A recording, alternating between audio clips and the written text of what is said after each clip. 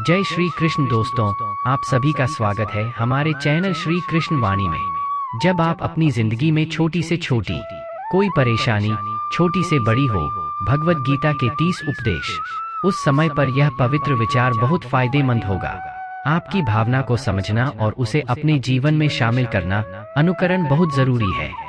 और यह 30 शिक्षा 30वें से शुरू होकर पहली शिक्षा पर समाप्त हो जाएगा, इसलिए वीडियो को अंत तक पूरा करें, ध्यानपूर्वक सुने ताकि आपके जीवन में भी गीता का 30वां उपदेश कल्याण के लिए है। अश्वमेव भुक्तव्यम कृतम कर्म शुभम। इसका अर्थ है कि आपने कोई काम किया होगा, अगर आपने ऐसा किया तो आपको उसका फल खाना पड़ेगा। वह अनजाने में अच्छे काम करता है, मुश्किल समय पर आपको वह अच्छा काम उस कठिन समय से बच ही लेंगे। अगर आपने उसकी सजा पापपूर्ण कार्यों से मिलती है, आपको भी मिलेगा। तो लोगों को कितना भी चालाकी हो, छुप कर काम करें से काम करें, लेकिन उसे नहीं बताएं। ईश्वर के आसपास कैमरे लगाए गए, हमारे प्रत्येक कार्य पर प्रकृति है, वह परमेश्वर को दिखाते हैं। हमारे हर कदम का हिसाब है। एक कहानी से बताओ, एक गांव में 2 मित्र रहते। दोनों ने सोचा, इस गांव में हम पैसे नहीं कमा पा रहे हैं। वह कहता है, दोनों पैसे कमाने के लिए शहर चले गए। वर्ष भर वहां रहकर उन्होंने काफी पैसा कमाया। फिर सोचा कि हम अब अपने घर वापस जाएंगे, और उस समय हमने बहुत पैसा कमाया है, पर इतनी यातायात सुविधाएं नहीं थी। वह सिर्फ अपने बैलों पर यात्रा कर रहे थे। रास्ते में रात हो गई तो उनका विचार था कि आज रात हम यहीं विश्राम होंगे। एक दोस्त ने बताया कि मैं यहाँ रहकर धन की रक्षा करता हूँ, कि आप बाजार जाकर खाने का व्यवस्था करो। जब मित्र बाजार गया तो उसके मन में पापा आ गया। वह इतना सोचा, हमारे पैसे है, अगर मैं इसे जंगल में मार दूं, सारा पैसा मेरा। अगर वह नहीं जाएगा तो मुझे इसका आधा पैसा देना चाहिए। मन में यह बुराई आने पर उसने अपने मित्र का खाना जहरदार हो गया, और जब वह खाना लेकर अपने दोस्त के पास गया, उसकी दोस्त ने जहरयुक्त खाना खाकर वहीं पर वह व्यक्ति मर गया और सारा धन ले गया। अपने घर वापस आया। फिर जब उसका बेटा पैदा हुआ तो जीवन भर बहुत बीमार रहता था। जो धन कमाया था, उसका पूरा धन अपने बेटे की चिकित्सा में ही समाप्त हो गया। बेटा बड़ा होता गया और उसकी संपत्ति खत्म होती गया। जब उसका बेटा कुछ बड़ा हुआ तो उसने अपने बेटे से पूछा कि क्या तुम इतना बीमार हो, तुम ठीक क्यों नहीं रहते? मैं तुम्हें अपनी पूरी जिंदगी दे देता हूँ, दिया है, फिर भी आपको अच्छा नहीं लगता। तो उसके बेटे ने कहा कि कौन सा बेटा? पिता, मैं सिर्फ तुम्हारा दोस्त हूँ, जिसको तुम जंगल में जहर देकर मार डाला था। अपने हिसाब को पूरा करने के लिए मैं अपने पुत्र की तरह तुम्हारे घर आया हूँ। अब मेरा जीवन और तुम्हारा हिसाब बराबर है। गीता का उपदेश अंततः कितना भी कोई अपने आप को सिखाता है, चालबाज समझता है, बुद्धिमान समझता है, लेकिन अगर आज उसने कुछ गलत किया है तो कल उसे उसका फल खाना पड़ेगा। कोई भी व्यक्ति अपने काम से भोग कभी छूट नहीं सकता। गीता के 29वें उपदेश में कहा गया है कि आपके सारे दुख की वजह किसी को अपना मानना, तुम्हारी जिंदगी में हुए सभी दर्दों पर कभी विचार करें। यही सब परेशानियों और चिंताओं का मूल है। मैं जहां आप अपमानित करते हैं कि यह मेरा है, यह मेरा है, यहीं से तुम्हारी जिंदगी में दर्द आना शुरू होता है। यह एक छोटी सी कहानी से, एक व्यक्ति का पास में एक बहुत बड़ा महल था, जिसमें वह जीवन भर रहता था। उस महल को बनाने के लिए सब कुछ लगाया। आसपास के कई शहर उसके महल को देखने कई बड़े बड़े सेठ आए, को खरीदने का प्रयास करते हुए। महल उसका अहंकार ही उसका जीवन था। एक दिन उसे उस महल से बहुत लगाव था। महल में आग लगी और वह कहीं बाजार गया। जब वह घर आया तो उसने देखा कि उसके महल को आग लगी है। उसे अपने घर को आग में जलते देखा। वह इतना दुखी था कि अगर यह महल नहीं रहेगा तो मैं भी मर जाएगा। अगर मेरा महल ही जल जाएगा तो मैं जीकर भी उसी आग में गिर जाएगा। कोशिश करने लगे तो उसे रोककर एक व्यक्ति ने कहा कि भाई, यह महल आपका है, कल आपका होगा। जब वह जानता था कि बेटा किसी और को बेच आया था, यह महल अब मेरा है, नहीं तो किसी और का हो चुका है, तो उसकी चिंता समाप्त हो गई। जैसे अन्य लोगों ने उस जलते हुए महल को देखा, तमाशा देखते हुए यह भी खड़ा हो गया। उसका बेटा इतनी जल्दी आया कि वह अपने बेटे को देखकर खुश हो गया और उसे आशीर्वाद देने लगा कि तुम्हारे जैसा बेटा बहुत भाग्यशाली होगा। ऐसा बेटा भाग्यशाली माता पिता को मिलता है। तो मैं आज इस घर में आग लग रही है, जिंदगी बचा ही ली थी। और कल तुमने इसे खरीदा था। उसने अपने पिता से कहा कि उनके पिता इस महल के सौदे के बारे में बात करने गया था, लेकिन सहमति कभी पूरी नहीं होती। जब उसके इस महल का सौदा अभी हुआ था, पिता ने सुना, वह फिर से टूट गया। महल में रोने लगा और अपनी छाती पीटने लगा। मानव वही है, लेकिन जब महल मेरा है तब वह दुख और खुशी दोनों देता है, लेकिन जब वह मेरा नहीं है तो वह मेरा कोई नहीं है। रिश्ता नहीं है तो सारा दर्द खत्म हो जाएगा। जब तुम किसी जगह जाते हो, किसी व्यक्ति को, किसी संबंध को, किसी कार्य को, हम अपना मान मानते हैं। मैं अपना मान मानता हूँ। सारे दुख वहीं से शुरू होते हैं, हर समस्या वहीं से शुरू होती है। तो श्रीमद् भगवत गीता का 29वां उपदेश इसी तरह है। कहता है कि आप अपने आप को बिना इसके जीवन का मूल्य समझते हो तो मैं जी नहीं सकता, तो वह आपको वह काम बहुत दुख देता है। मित्रों, इससे पहले कि हम 28वीं उपदेश पर जाएं, मैं आपसे अनुरोध करता हूं कि अगर आप इस वीडियो से इस वीडियो को देखकर कुछ भी सीख सकते हैं, इस चैनल को सब्सक्राइब करें और लाइक करें। फिर चलिए गीता का 28वां उपदेश। आज मैं हल्का हूँ। जो भी व्यक्ति अपनी चिंता करता है उसे छोड़ दे। गत या आने वाले कल में खोया वह कभी खुश नहीं रह सकते हैं।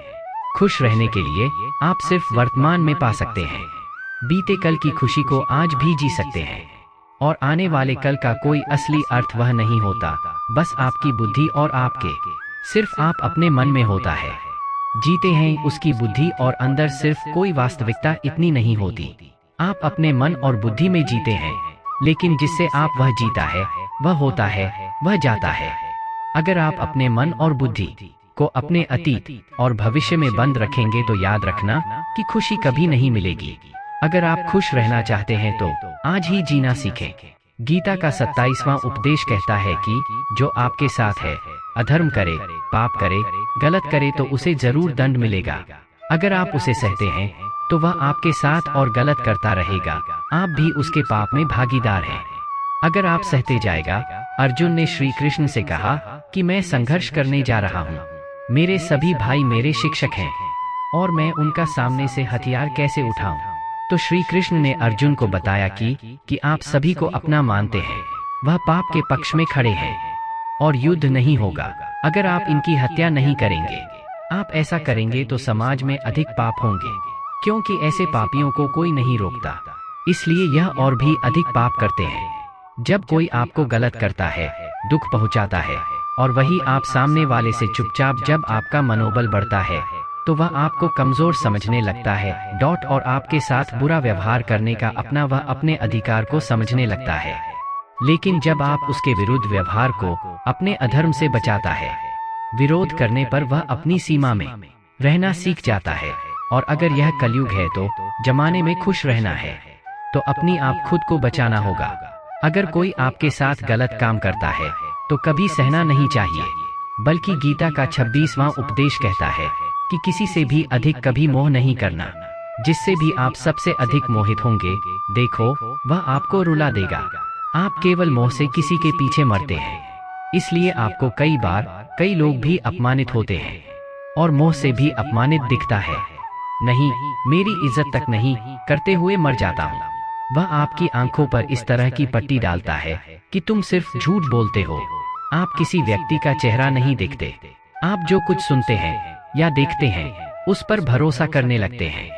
और फिर चाहे कितना, अगर आप किसी को ठीक उसकी सच्चाई को समझना चाहते हैं, जानना चाहते हैं, तो बहुत महत्वपूर्ण है कि आप उसके मोह से जल्दी बाहर निकल जाओ। जिस दिन आपका मोह आपको दुखी करता है, जिस दिन आप किसी भी संबंध से मोहमुक्त हो जाते हैं, क्योंकि आप फिर से कोई अंतर नहीं।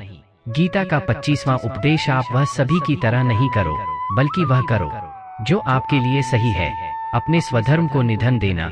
भारत की आस्था भयावह श्री कृष्ण ने अर्जुन को बताया कि जो एक सही कर्तव्य है जो आपके लिए, वह क्या करना चाहिए वह करो, मत करो कि दुनिया क्या कर रही है।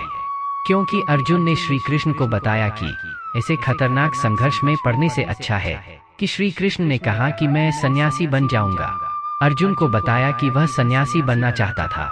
तुम धर्महीन हो, क्षत्रिय हो, तुम अधर्म करते हो और कर्म तुम्हारा धर्म है। नाश कर धर्म की रक्षा करने वाले। हर व्यक्ति का हर काम अलग है, मार्ग है तो कभी भी उस तरफ मत जाओ जहाँ सारी आप भीड़ जा रहे हैं, तो कभी भी ऐसा कुछ मत करो जो आज की दुनिया मानती है कि यह सब करते हैं क्योंकि यह फैशन है, इसलिए हम भी यही काम कर रहा है तो हम भी कर रहे हैं। अगर आप भी वह करोगे जो भीड़ कर रही है, उसी भीड़ में कहीं खो जाएगा।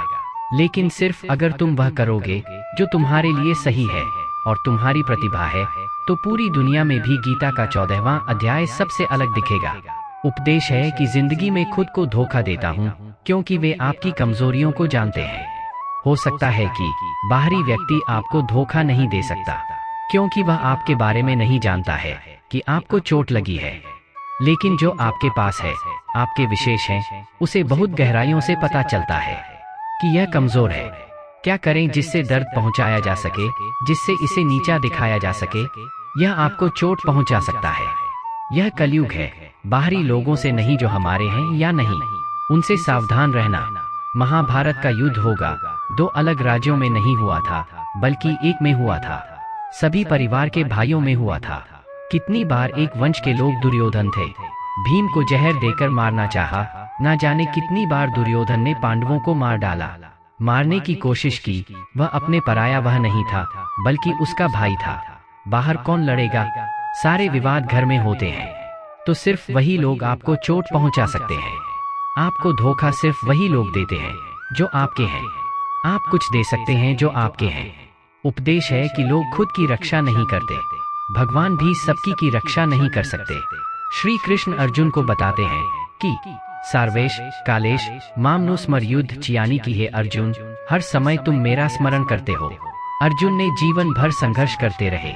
श्री कृष्ण ने पूछा कि यह युद्ध सिर्फ 8 दिनों में खत्म हो जाएगा, लेकिन आप कहते हैं तुम हमेशा मेरा स्मरण करते रहो और हमेशा युद्ध करते रहना। श्री कृष्ण ने अर्जुन को क्या बताया? कहा कि यह जीवन युद्ध भूमि है, सुख और दुख हर समय आते रहेंगे और तुम्हें उनका श्री कृष्ण ने डट का मुकाबला किया। मैंने नहीं कहा कि आप चुप रहें और मैं गीता का बहुत गहरा ज्ञान लड़ूंगा। ईश्वर भी हमारे जीवन को संभाल सकता है। बैठे हैं लेकिन युद्ध करना है। याद रखना चाहिए कि हे ईश्वर मुझे बल देना, मुझे समझ देना, मुझे बुद्धि देना ताकि मैं अपनी पूरी जिंदगी में संघर्ष कर सकता हूँ। मैं मार्ग पर चल सकता हूँ, लेकिन आपको अपनी लड़ाई है। यह कहने वालों से खुद लड़ना पड़ता है कि हम कुछ नहीं करेंगे, ईश्वर सब करेगा।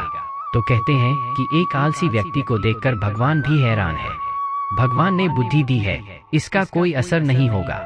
जब आप समझते हैं तो ईश्वर आपको प्रेरणा देता है, शक्ति देते हैं, लेकिन आपको सुरक्षित रखते हैं। गीता का 22वां अध्याय उपदेश है कि कोई भी व्यक्ति खुद को ऐसी बुरी आदत से दूर करे। मत करो जो आपकी जिंदगी को बर्बाद कर दे। महाभारत का यह युद्ध एक जुआ की आदत से ही शुरू हुआ था। ऐसी जुआ की लत से खेल शुरू हुआ जहां युधिष्ठिर ने अपने भाइयों को बेच दिया, अपनी पत्नी को छोड़ दिया, ऐसा नशा किया कि अपना सब कुछ गंवा दिया। हम भी अपनी जिंदगी में जब किसी चाहे वह कोई भी हो, चाहे वह शराब पीती हो या मोबाइल फोन की कोई व्यक्ति गलत काम करता है, बुरी आदत जो आपके जीवन को बर्बाद कर सकती है, अगर आप उसको छोड़ देंगे तो अपने सब कुछ आदत खत्म होने से पहले खत्म करने से आप अपनी गलत आदतों को छोड़ देंगे। आलसी गीता का 21वां उपदेश है, अधिकतर लोग कुछ हासिल नहीं कर सकते।